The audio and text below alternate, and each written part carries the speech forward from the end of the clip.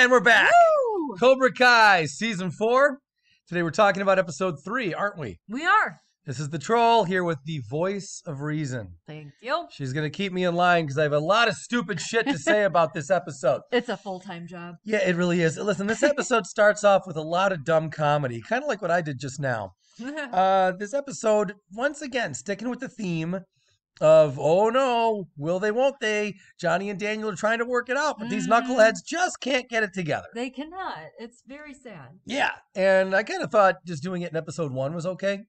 I didn't really like it then either, but I preferred they would have just kept a little bit at toward the end of the episode and keep the rest serious.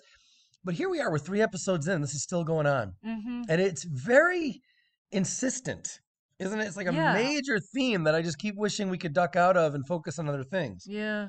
I confess, when we got to episode 3, I really thought that, okay, this is going to be the episode where the two of them get their shit together. There's going to be something that happens that brings them together, and from that point on for the rest of the season, they're very in sync and unified. And did not happen that way. It didn't. So it's okay. We love the show. We do. We're crazy about the show. Even the season itself is very, very good. But that's a flaw. It's fair to say we're addicted. Yeah, we're very addicted. But honestly, this is kind of a bummer for me. I think there was so much. I would have much preferred that all this time between Daniel and Johnny bickering would be either more badass, where they're really focused on Kreese and how they're going to take him out, and also more time for Kreese and Terry Silver and their arc to play out a little bit more too. But okay, all right. So anyway, we did get to see Johnny and Carmen coming over for what? It's not a date. It's not a date. Coming over to the LaRusso's house and hanging out with them again. Yeah. So that's nice to see Johnny and Daniel just hanging out and drinking beer. That's the point where I thought it had turned. Yeah. And they messed with my head. I thought it turned there too. I thought it was pretty clear. Like, okay, they're buddies now. They're full-blown buddies. They got a lot in common, and this is great. And then, of course, yeah, it's too much up and down. Oh, my Lord, it's too much. One cool thing about when Johnny was over there with Carmen. He got the broccoli rob. Did he get the broccoli rob? I don't know that he did. Johnny and Anthony LaRusso, that little punk bitch that we don't like after episode 2. See the episode 2 review if you don't, if for some reason you don't know what I mean. I'm sure you do. I like that they got to run into each other again, also in the kitchen. Was fun. Just like last time. Yeah. So that was great. You know, Johnny goes, "Who the hell are you?" Yeah. That was hilarious. Which is fair. You barely recognize the kid. No, you don't. But still, who can blame them? Boys and their growth spurts. My goodness. Yeah, this happens. So that was great. We had Johnny. A little bit later than the next day, Johnny wants the kids to jump off the roof. This was again kind of a bummer. The point of it was great. That Johnny wants him to do crazy shit. And the idea that what happened with him and Sam, I love. That was the stuff of legends to me. You the did stuff love it. I really do love that a lot. I love the interaction. I thought the dialogue between him and Sam was absolutely awesome. Sam's usually not very likable for me, but this episode she was. I liked her. I liked her dialogue. I liked the whole thing. And you know what she reminded me of, by the way, when she jumped from one building to the other, which was the most ridiculous thing I've ever seen, by the way. Do you realize from building to building, that must have been about 5 nates long. And I'm going to guess they were probably about 14 nates high. Please don't use him as a system of measurements. Oh, sorry. I shouldn't have done that. It's rude. But they made it too big. It wasn't just too cartoony. It felt very scary. I'm waiting for like the Roadrunner to show up, you know, and fucking Yosemite Sam.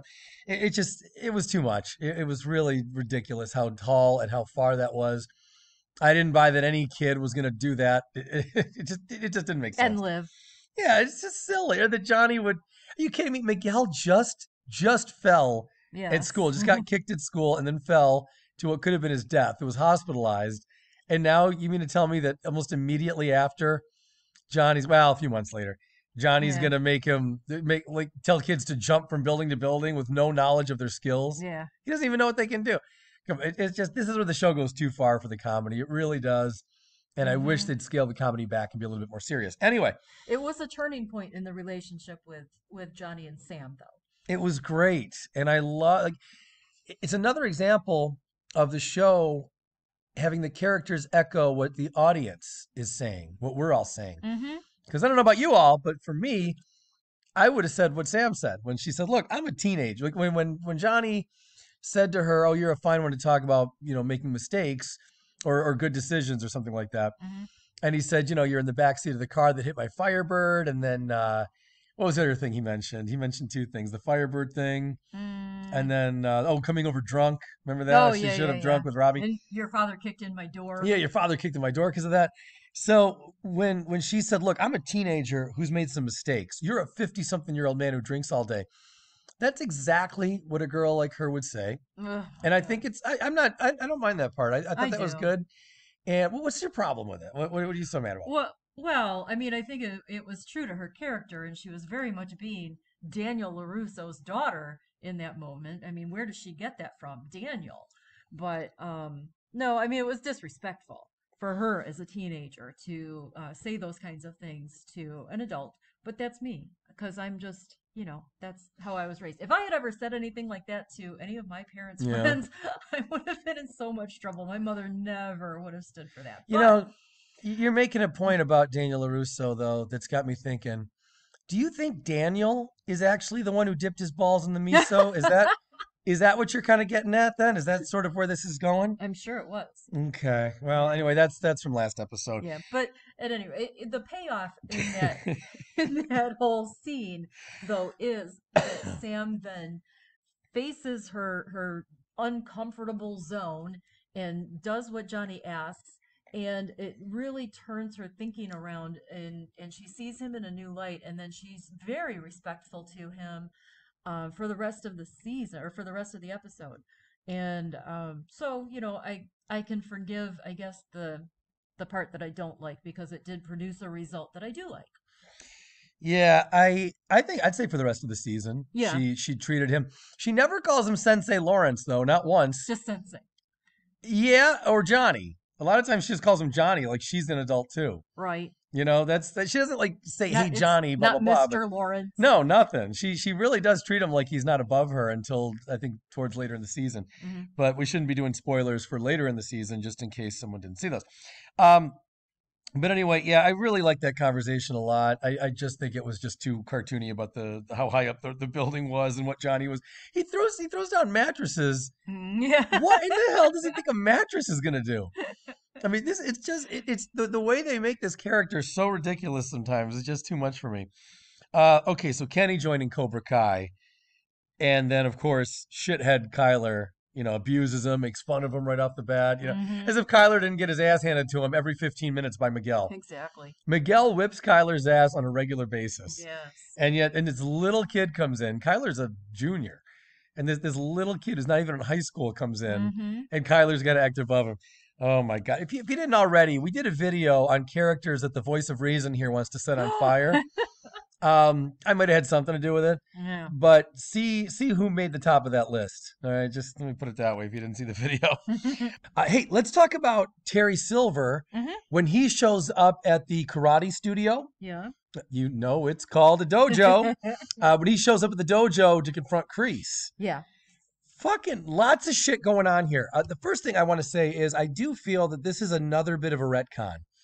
Really? Well, kind of in this episode and some other ones too, because there's a lot of evidence, a lot of people saying like, "Oh, you know how Kreese always was." Like back in season 2, they talk about this too. You know how Kreese always was. He's so sneaky. He's so sneaky. Everyone has been saying for several seasons now that Kreese is incredibly sneaky. Mm-hmm. And here Terry's depiction of it all is that Kreese plants these little seeds and these bombs in people's heads Mm-hmm. to get them to do his bidding. Mm. Let me point some shit out real quick. In Karate Kid Part 3, I'm not defending Kreese here, okay? I'm just trying to get to the truth. I'm like a detective. I'm like a TV detective, Right. okay? Yes, I've always thought so. Thank you. So I want to point this out, all right? Kreese shows up and tells Terry Silver, "Hey, I'm moving out. I got a whole problem here with my dojo, and I got to give up." He didn't mention the war in Karate Kid Part 3. He didn't manipulate Terry in Karate Kid Part 3. Mm. From what we saw in Karate Kid Part 3, Terry jumped to it. He said, "How many times did you save me back in Vietnam?"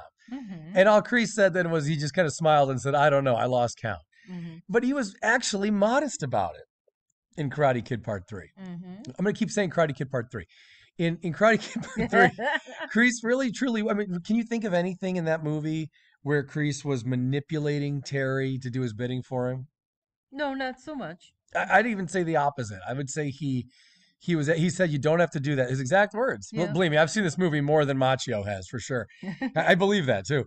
He said, you don't have to do that, Terry. And Terry said, no, I'm going to do it. I insist. And then Terry sent it to Tahiti. There was zero evidence then that this was all like he was the puppet master. Kreese was the puppet master to get Terry to do his thing. So when Terry shows up now, and they haven't seen each other since. Remember, that was pretty clear. They had not seen each other since that tournament. And now Terry's like, you always do this. You always get me, you find a way to manipulate me and you bring up the war. That's not true. At least it wasn't true for that particular situation. And it doesn't sound like they had any drama before that. So I do feel this is another retcon. It was true in this episode, though. In this episode, but Terry's little outburst at the dojo was more like he was kind of saying that this is always how he does it, that this is Kreese's way. And again, I'm kind of bitching about season 2 as well, when the Cobra Kais all get together, and there's a few references there to how you can never trust Kreese, he's manipulative and blah blah blah. I got to be honest with you, looking back at the trilogy, Kreese is definitely a guy who wants to get what he wants, but he doesn't do it through manipulation ever. I disagree. What the fuck did he manipulate in He knows how to get into people's heads. Now, on this show. On this show, he does. But what I'm saying is in the trilogy, that wasn't what he did. In the trilogy, he made tough guy moves. Look, he didn't even, when Miyagi came in there and told him that they, in the first film, and then he says, leave boy alone to train. Kreese didn't even have a problem with it. He had some honor. He said, okay, that's fair. Well, no one touches the what do you call it? Prima donna. The prima donna until, so all right.